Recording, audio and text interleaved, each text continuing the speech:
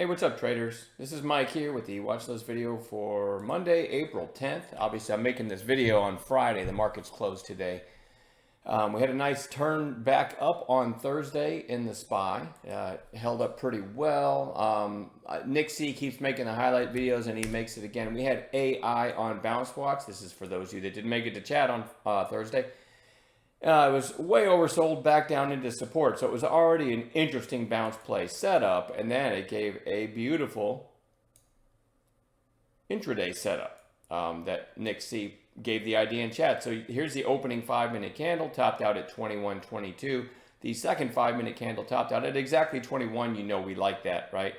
So a 5-minute buy setup would be over this candle, which would be back through 21. Whole number inflection point with red to green, which would be through the open 21.16, and then the high of day 21.22. So we had stacked catalyst plus a whole number inflection point plus a stock that was already on bounce watch. Just a perfect call by Nick, and it just absolutely ripped. Miguel also gave the fives buy zone idea, which you guys know is right between the blue and red line. So even if you missed the first one or you sold into this, could have got long again right in the middle of that fives buy zone. Look at that little bottoming tail right there around 22.40. And again, a nice trade, even if you only took that. I love the teamwork in chat. You guys rock. And I mentioned in another video that I made, even Airbnb, was down into the 200-day. I don't have the 200-day on this chart. I guess I could slide up the small version of the daily. And I noticed, that's that purple line there, by the way. And I noticed that it was getting intraday shape down into the 200-day. So I typed in something like, hey, ABNB is getting a little shape in the 200-day, which obviously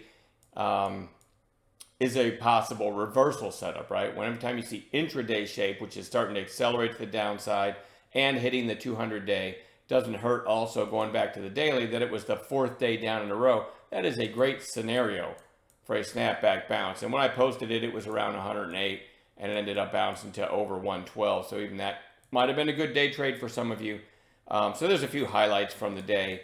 And I hope everybody enjoys your weekend. Let me go into real quick what we're going to be watching on Monday. BFRG, the AI plays, obviously kind of started by AI itself, the stock.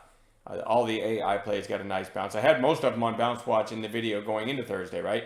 So we had this 2-day snap down here, and then we had the nice bounce on Thursday. So anyway, looking for a continuation of that bounce, only with an A+ intraday setup. Same thing with GFAI, massive bounce. Had that one on Bounce Watch. AI, we're going to watch for this bounce on Thursday to continue. AMC, I don't know, it's an ugly chart.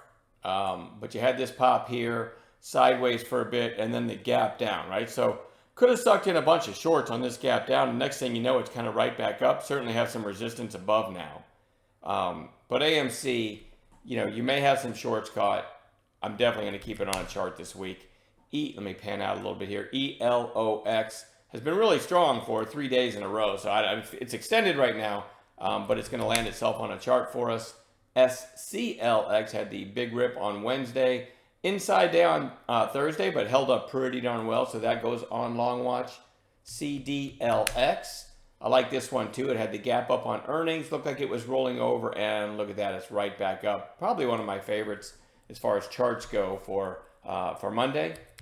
EBS, kind of a sleeper pick, but had the gap up here on, I think this is the company with Narcan going over the counter, if I'm not mistaken.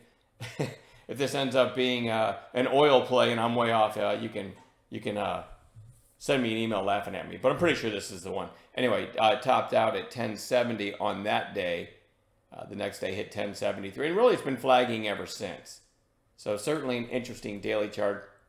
MSGM had this massive 2-day move back here. A lot of times when that happens and it just starts bleeding down, you basically got the round trip and it goes into what I call nothingness. But it did have a decent pop. I don't think there was a headline though on Thursday. But it ran from 541 to 888 before closing at 774. So, and a little extra volume, biggest volume in about a month and a half. So definitely worth keeping an eye on for a possible follow-through day on Monday. And then lastly, I'm going to throw PYXS on there, which is a recent high flyer that just got slapped down pretty hard here. Wednesday did pop through 4, but gave a lot of that back. And then Thursday, it's kind of right back up, right? So this one's maybe has bottomed here around the 350 area, and maybe it's back up from here. I believe this is the one that Pfizer took a stake in. Again, if this ends up being an oil play, I got a lot of symbols dancing around in my brain. Yeah, I understand that. But that's what my brain says, is that one that Pfizer took a stake in a while back and really kind of got it going. So it certainly could have a second round that's getting ready to start. All right, I'm going to leave it at that. Enjoy your Easter weekend. Enjoy your family and friends. And we'll add gappers to this list together as we always do in the pre-market on Monday. And then I will see y'all then.